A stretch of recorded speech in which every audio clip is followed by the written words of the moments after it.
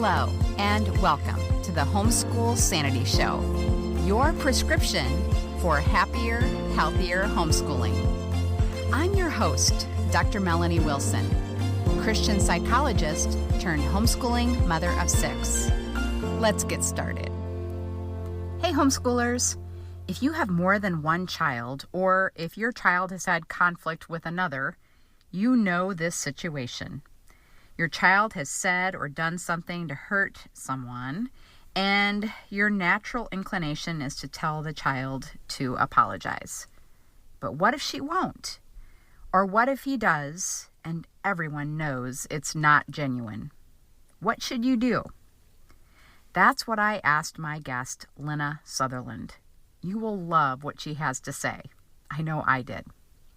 Before I share the interview, I want to thank my sponsor for this episode, the Homeschool Moms Science Podcast. This new podcast is specifically geared toward helping homeschool moms teach and enjoy science. It's hosted by homeschool dad, scientist, and former college professor Greg Landry. Topics include when to take which middle and high school science classes, why you should laser focus on the ACT and ditch the SAT, what they learned from finding and choosing colleges for their homeschool daughters, how teaching science should differ for likely science major students and non-science students. Do you have a palmaris longus? What you should know about CLEP and AP, the unusual benefit of daily graphing, your science teaching questions answered, 4 science teaching mistakes and how to avoid them, and much more. Listen to this upbeat, encouraging, sometimes humorous podcast for homeschool moms, including the science story of Greg Landry meeting his wife. Search for Homeschool Moms Science Podcast on your podcast app or visit collegeprepscience.com/podcast. Now to introduce my guest, Lynna Sutherland. Lynna is a homeschool mom of 8 kids, ages teen to toddler. She loves to encourage moms to take a heart-based, gospel-centered approach to parenting and sibling conflict resolution. Lynna is the host of the Sibling Relationship Lab podcast and the creator of the Sibling Opposition Solution online course for parents and the Sibling Investigations devotionals for families. Lynna, thank you so much for joining me here on the Homeschool Sanity Show. I want to begin by having you tell us a little bit more about you and your family. Sure. So thank you for having me, Melanie. It's always a delight to chat with you. So I'm a homeschool mom. I was a public school teacher before I had children, and always knew that I wanted to stay at home once the kids were born. So when my oldest was born, just 15 years ago now, I was a full-time stay-at-home mom. And actually, my parents had homeschooled me and each of my brothers at some point along the way. We were all kind of a mix of homeschool and public school. I graduated as a homeschooler, and I pretty much had in mind that that's what I wanted to do when my children were school-aged. And so that's what we've done from the beginning. So we're getting ready to start our 11th year of homeschooling. My oldest will be a 10th grader. And then along the way, we've had 7 other children. So this year I'll have 2 high schoolers, a middle schooler. I'm losing track. 3 elementary schoolers and 2 preschoolers. No, 4 elementary schoolers and a preschooler, because the 7th one is a kindergartner this year. So yeah, we have a whole range. We have like every level of schooling, plus we still have a almost 3-year-old.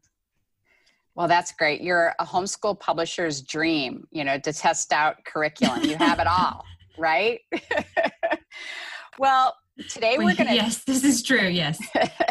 Today we're going to talk about something you have to have experience with, having 8 children.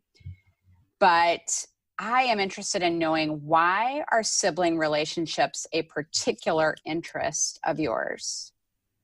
Yeah. So, several years ago, I started, as many moms have done along the way, started blogging a little bit about our homeschool experience. And I talked about the kinds of things that we usually talk about when we blog about homeschooling. I talked about the curriculum we were using in our schedule and, activities that we would do and that sort of thing.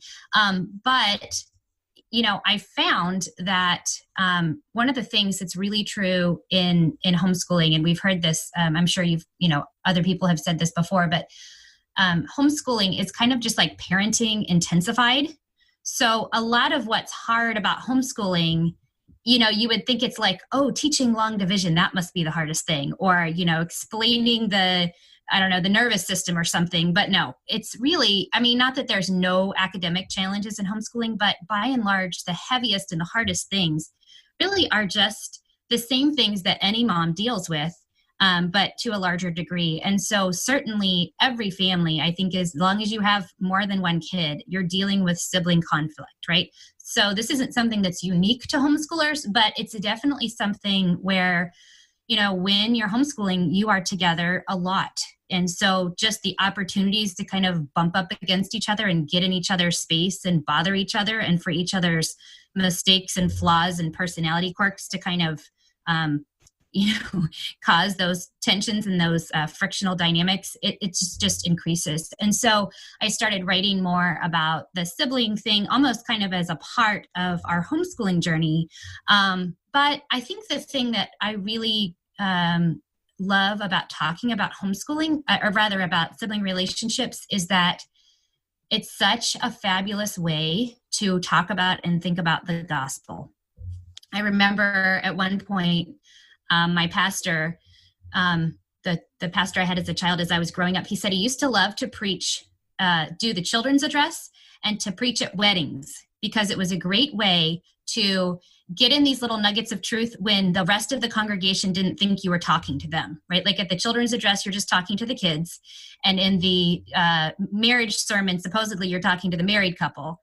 But, here you can say these things that are going to convey truth that everybody can hear and learn from. And so I feel like whenever I talk to parents about sibling relationships, and I'm talking about, forgiving as we've been forgiven, or extending grace because we know how much grace the Lord has extended to us, like those ideas speak to us on so many different levels. It's not just like, okay, the kids are fighting over this thing, how do I decide who gets it? But it's really examining those heart issues that are relevant to everyone. And, whether you're dealing with your children or whether you're dealing with your own relationships. And actually, I found tons of good wisdom and good guidance in how to think about sibling relationships from marriage books, because I feel like, they're not the same. And obviously there are some special dynamics about a marriage that are not true of siblings.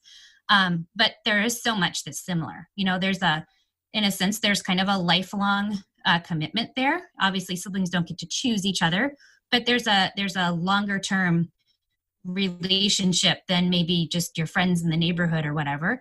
And you are going to be living in the same space and sharing each other's stuff and kind of seeing the worst of each other. And so in a lot of the same ways that the gospel applies to our marriages, it applies similarly to sibling relationships. And so I just, the more I wrote about that and thought about that, the more I felt there were just these connections all over the place between what I'm thinking about, what I'm learning, what I'm struggling with in my heart, and then what I'm wanting to convey to my children about how we love one another. Well, I love that. And I do agree. It is related to so many other issues that are very, very important to us as parents. But I know from being a parent of multiple children and talking to parents with more than one child that they are homeschooling, that it really bothers us when our kids don't get along. When there is conflict, when there are hard feelings and, just disagreements and, even ugly behavior, Mm-hmm. it bothers us so much. Why do you think it's such a painful thing in our families? That is a great question. And I think it's really important for moms even to ask that question, because I think that sometimes we have, it is very emotional, it is very upsetting, and we can often react based on that emotion. And sometimes it helps us to step back and say, wow, why is that so upsetting to me? Why do I feel so, under pressure, or whatever it is I'm feeling in those situations? And actually, there's so much here that I could say. I actually have 2 whole podcast episodes on this. So I'm going to give a little summary version, but if you want more thoughts on this, episodes 25 and 26 of the Sibling Relationship Lab. In episode 25, I talked about why it's so emotional. And then in episode 26, I talked about okay, so now we've touched on some of the emotional hot buttons. What do we do with that? How do we process that? But here's the summary version. First of all, you love your kids, right? You care deeply about them, especially if you're homeschooling. And I'm not saying other moms don't, but I'm just saying, if you're homeschooling, probably relationship and family dynamics were at least a part of why you chose to homeschool. You want to develop those strong family relationships. And, homeschooling, it's no joke. It's hard work. It's really hard work. And so when we see those sibling conflicts, it's tempting to feel like all this work is for nothing. I thought I was doing this really hard thing for this really important reason, and now I feel like it's been wasted. And I feel like, I hear very frequently from moms who will say things like, I'm afraid that homeschooling is ruining our relationships. They will say, I'm just really worried that my kids are going to grow up and not talk to each other. We have an idea of doing things differently so that we can create something different for our children, something different than what we feel like we see out in the general culture. And so when our kids are fighting, it tempts us to feel like it's not working, or this plan isn't having the fruit that I thought it would have. And then, of course, there are all of these messages, just kind of like the mom guilt that we struggle with all other kinds of things. We're having these messages of this wouldn't be happening if I had done this right, or I must have missed some step in the parenting manual. It doesn't seem like other families have this much trouble. But I think, another kind of weird dynamic about the sibling conflict is, no parent wants to watch their child being hurt or abused, right? And no parent wants to watch their child being cruel to someone else. And so congratulations, in sibling conflict, you get to see both at once. And oftentimes both of your children are both, the aggressor and the victim all at one time. So it really is a hugely emotional issue. So many different emotional hot buttons being triggered all at one time.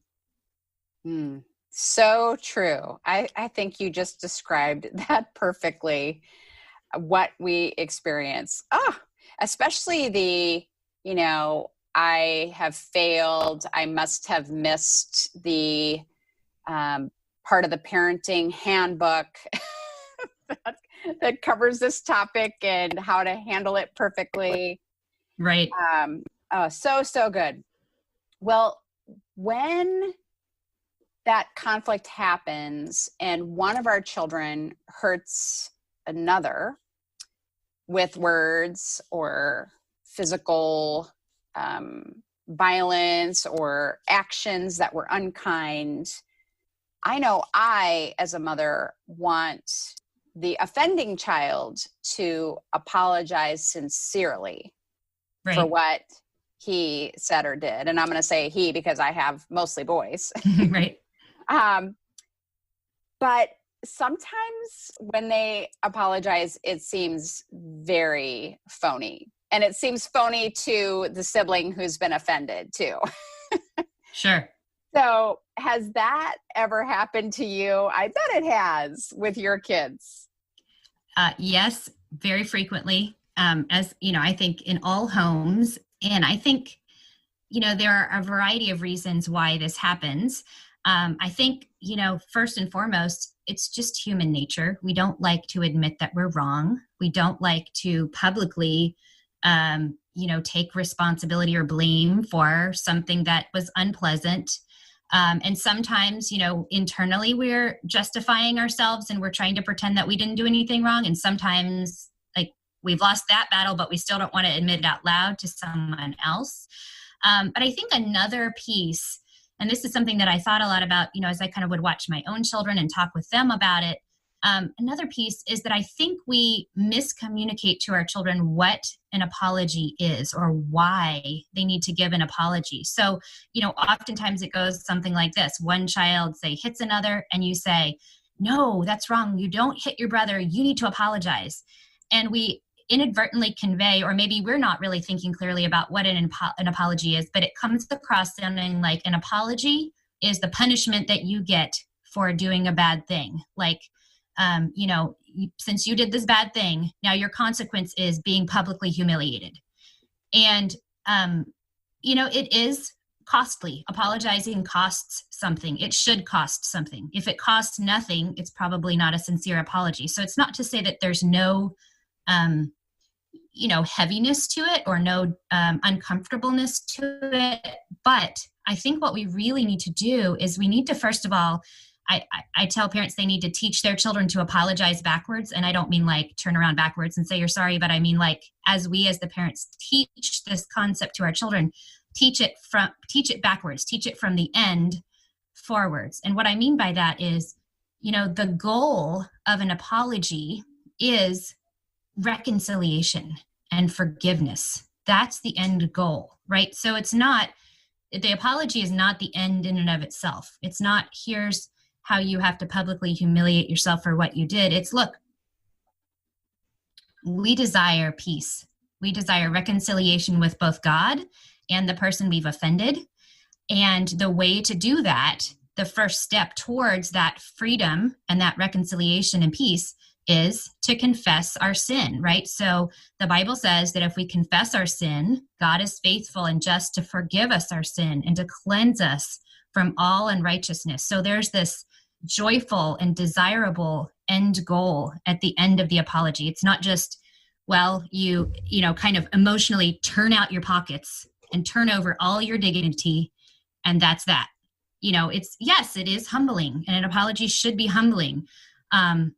It is a public act of, humbling yourself, and we are asking for forgiveness. We're not demanding it. So it is a vulnerable thing to do, but the end goal is, then that peace and restoration of fellowship. And so I think we have to talk to our kids about it like that and help them, in the process of the apology to help them understand, we're working towards a good thing here. And another thing that I've often talked to parents about is they'll say, well, should I make my child apologize or not? And that, I think it's funny because it's kind of this hotly debated issue. And I feel like with most things in parenting, it's not either or. It's you're using wisdom. And, so here are some principles that we should keep in mind. Should we require our children to apologize? Yes. And here's why. Jesus requires them to apologize. So we should call them to do what God calls them to do. As God's representative in their lives, we should call them to obedience. Now, we also don't want to put our children in a temptation to learn to be excellent liars. And here's what I mean by that. If you kind of set it up this way, like, this is your punishment, you just have to get these words out of your mouth, and then you can be free and go play, then you're essentially teaching your child to say words with his mouth that he does not mean with his heart, right? And that's the form of lying. That's being deceptive. Now, we can't always know our children's hearts, and I'm sure that there are many times where my child has said, I'm sorry, and I'm like, I think he's sincere. I don't know. It's hard to tell. Maybe I'm wrong. But what I will tell my children is, if you're not ready to apologize, then just say that. I'm not quite ready to say I'm sorry yet. And so what I say to them is, okay, that's fine. Because, as a mom, my emotions can't be switched on and off like a light switch, right? If I am really burnt up about something, I can't just immediately, not always, immediately get control over my emotions and immediately start thinking in a godly way. Sometimes I need to cool off for a minute. Like Psalm 4 talks about that. Be angry and don't sin. Kind of chill out on your bed and talk to yourself in your heart, right? So our kids need to do that, not just as a parenting technique, but this is a grown-up skill, right? To learn how to say, I need to step away for a minute before I say something that then I'll have to apologize for that too. So just say, I'm not ready to apologize yet. And then what I tell my kids is, okay, that's fine. You're allowed to say that. but then that means you have a task to do. You need to sit here and you need to, think or pray or breathe or whatever you need to do to process those feelings and come to a place where you're ready to say sorry. Because if you say, I'm not ready to say sorry yet, and then you gleefully run off to go play, that's adding salt to a wound. You're saying, I've hurt you, I don't care, and I can happily live my life without any remorse about what I've done. So, if a child says, I'm not ready to apologize, it's not a free pass, back to playtime. It's, okay, why don't you sit here on the sofa and, let me know when you're ready to speak to your sister. And if it's been an especially emotionally tense situation, I might say, I want you to talk to me first, because I want to have a little bit of evidence that they're really ready before I kind of, unleash them on the sibling who may be, just kind of coming back for round 2 of being wounded if they're not really ready in their heart to be sincere. So it's not, it's not this perfect flow chart where you do this and you do that and it all turns out perfectly. But I think, it's not this or that. It's using wisdom.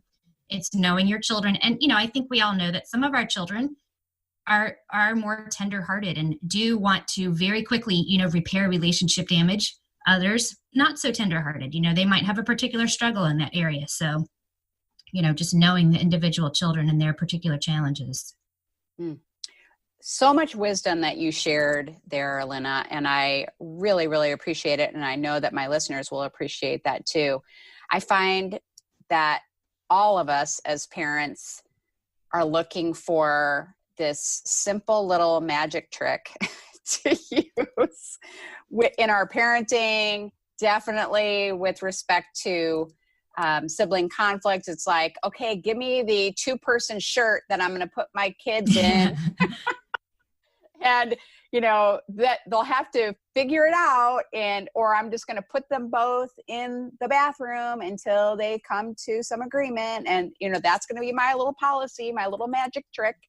And I love that you are saying, no, that is not how we approach this. And certainly not how we approach asking one child to apologize to another.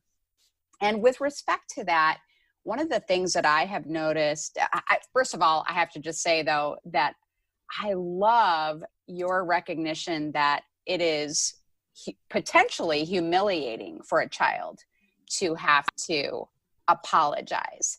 And that's what I wanted to address, because I have found that my children seem to think that an apology, at times, is admitting, I am a terrible person. I am so much different than the rest of the family, in some awful way. If I admit, so it's not just apologize, but even admitting that they did something wrong. And it's because they have an inappropriate view of what it means to sin. That it's saying something about us that's just deep and dark and awful, when the truth is we are all awful. We are all awful. We're all capable of really terrible behavior and hurtful behavior. And when one child acts out of that nature, out of that fleshly nature, there's nothing particularly unique about that. It's just par for the course. Yes. And that is one of the things that I really try to communicate still to my adult children, that, when they do something that hurts a sibling, it doesn't mean that they're not redeemable. It just means that they're human. Yes. Yes. So I wanted to add that. And then I have another question for you. So I love what you're saying about giving a child a task who has hurt his or her sibling, that they need to spend some time until they're ready to do that. Have you had the situation where an apology is given and a child is not ready to forgive? And do you give the same task to that child? Yes. So it's a similar thing. I feel like oftentimes the child who is forgiving doesn't have as much of a struggle because, in the relationship dynamic, the apologizing child feels more like he's down on one knee, whereas the forgiving child feels like he's the benevolent, benefactor of this forgiveness.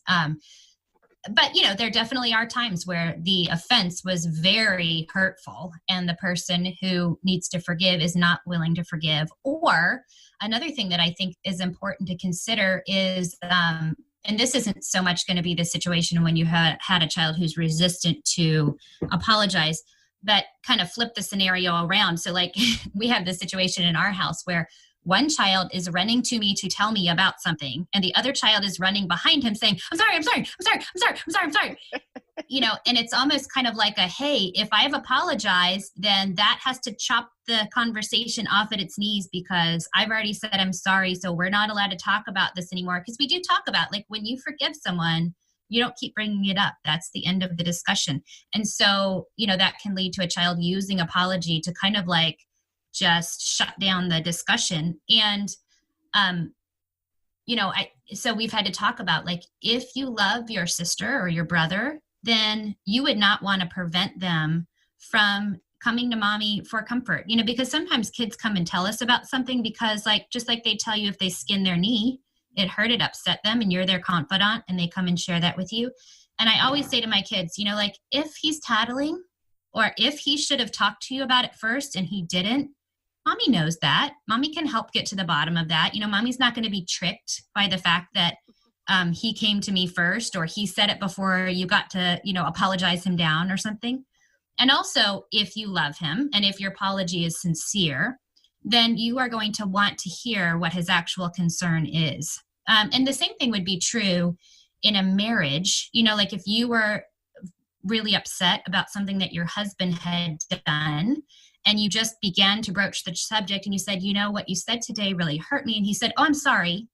You might say, okay, I definitely want to forgive you. And I do want to put this behind us, but I really need you to hear more about why that was upsetting to me and, why or what we might need to do different. And so I think sometimes we feel like, oh no, as soon as they apologize, I have to forgive immediately, or I'm not being like Jesus, or I'm not, I'm being prideful or arrogant or something. And I think it's wrong to just say, I'm never forgiving that person. I'm going to hold their sin against them forever. But I think it's a little different to say, I definitely want to put this behind us. But I don't think we can do that yet. We need to talk about it a little more first. And so, kids don't usually have the wisdom and insight to say that sort of thing, but I can kind of guide them and say, okay, wait a minute. One way that you can love your sister, if you really are sad about what happened, one way you can love her is just to let her share what was upsetting to her, and hear her out and listen and not try to just kind of cut her off. That is so good.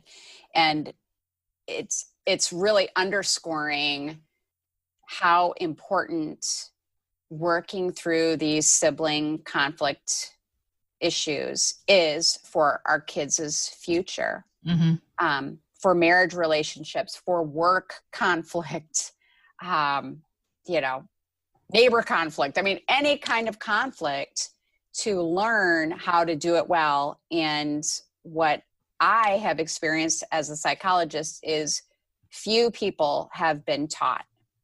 Few people have been given these kinds of lessons in resolving conflict. And that's why they end up on a therapist's couch because they haven't been taught.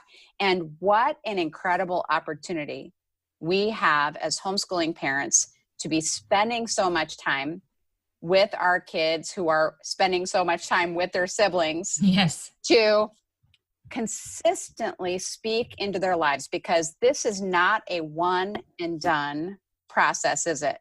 It's not. It's really not. Well, and I think a lot of times too, we tend to think about, okay, well, we just need to, decide who gets the car next, or decide who, whatever, wins this fight or whatever. But, another thing, and this is like so obvious and so common sense, but we sometimes forget it.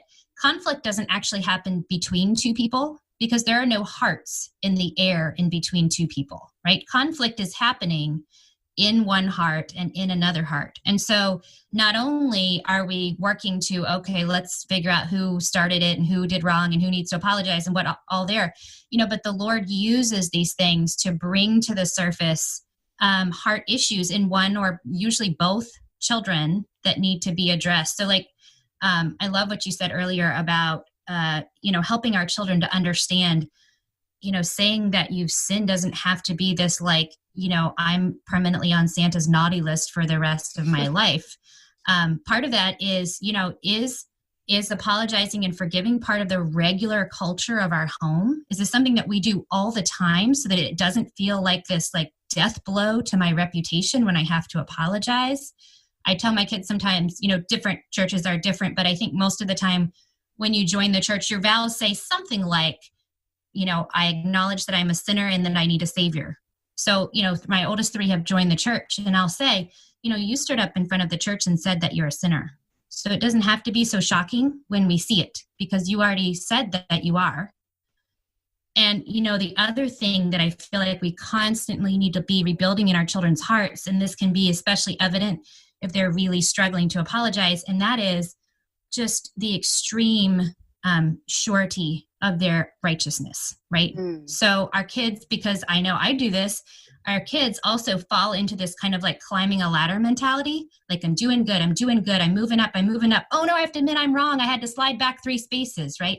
And so, this is another way where just our theology really plays into our interpersonal dynamics. But, I don't know if maybe I'm dating myself, so I don't know if your listeners will remember this, but when I was a kid, we would watch Disney's DuckTales, and Uncle Scrooge would go diving into this vault of gold coins. He was wearing a old-fashioned bathing suit and swimming in gold coins, right?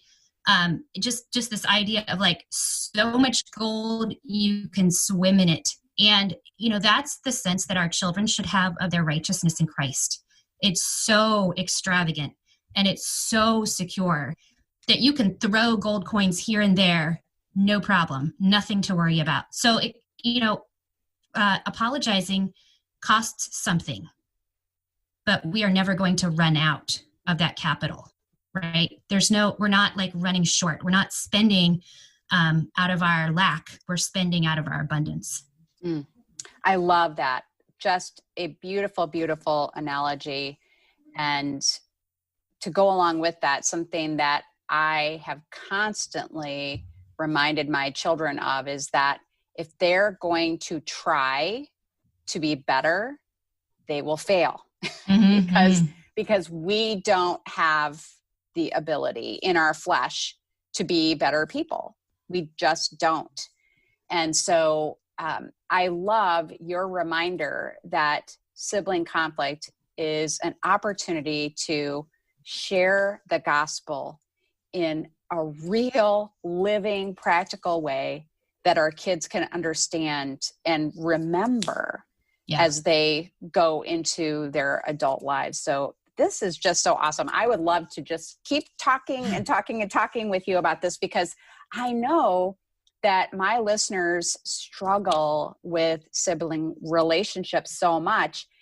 And I am really thrilled that you are here with me, not just because of the conversation that we've had, but also because you have created resources to help families go deeper and to really come up with a philosophy about how to parent their children in this way. Can you tell us more about the resources that you've created that are available to people? I would love to. Thank you for asking. So, I feel like you were mentioning earlier that, it's so tempting to just want to have this magic pill, give me just the trick and I'll do it. And then, the get along t-shirt or whatever. And I feel like there's this tricky balance, because on the one hand, what we're going for is heart growth and, character development. And that's not something you can do with a t-shirt or whatever other strategy. On the other hand, it can be really tricky to take that leap from a theology or a philosophy and okay, great, but what do I do the next time they start fighting? I don't know. What is that supposed to look like? So the first thing that I did was I created a course called the Sibling Opposition Solution, SOS.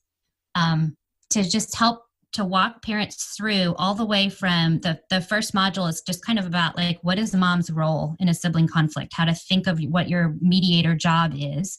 The second part is just kind of a look at the anatomy of conflict. What's going on in our kids' hearts? Why are they fighting? What's under the surface there? The third module is the kind of the nuts and the bolts. A lot of what we talked about today is included in the lesson on apologizing, but we've got one on how do your kids know when they should come to you for help and when to work it out themselves? And what does repentance look like? Forgiveness. What about restitution? So walking through all of those ideas. And then the fourth module is kind of like, okay, so what do we do with all those common struggles? Like, what about sharing? What about tattletaling? What about, all those kind of most common, most frequently encountered problems and how to engage with those. So that's the sibling opposition solution course, and that's designed for moms. But then if you want something to use with your kids, I've got a series of sibling devotionals, and those include lessons that you can read to your kids, and then Bible, like scripture journaling pages for a variety of ages. So if you're like me and you have a whole bunch of different age groups, you can read the lesson with everybody and talk about it. And then you can print out the little, drawing sheet for the little ones, and the older ones have more in-depth questions and look up some additional scripture and heart examination things to do. So those are more, for mom to print and use with the kids. But either one of those resources are available. Oh, they sound wonderful. And I wish I would have had those available when I was homeschooling my older kids when they were young, but you were not yet on the scene, right? In the trenches yet, not quite in the trenches yet, but my listeners can connect with you. And so I want to know how they can do that. Where is the best place to find you? Sure. Easiest place is just to go to my website, which is siblingRelationshiplab.com. And if you're interested in the course, there's the menu item that says "Get Help" is all about the online course. And then I believe there's a drop-down menu that says resources, and the devotionals are in that drop-down menu. And how about social media? Are you on social media where we can find you? I am. Yes, I'm on Facebook and Instagram as Sibling Relationship Lab. All right, perfect. Well, Lena, this was wonderful. I know my listeners are going to be raving about this. So thank you for taking time out of your very busy life to share with me today. Thank you so much for having me. It's been a pleasure. To find the links to Lena's resources and other episodes on sibling conflict, go to homeschoolsanity.com/notsorry. Thanks again to the Homeschool Moms Science Podcast for sponsoring this episode. Join me next time as I share 6 reasons you should homeschool this year. Have a happy homeschool week. Thank you for joining me. Happy, healthy homeschooling can be yours. It begins with one small step. Let's continue the conversation on social media. I'm at Cycle with 6.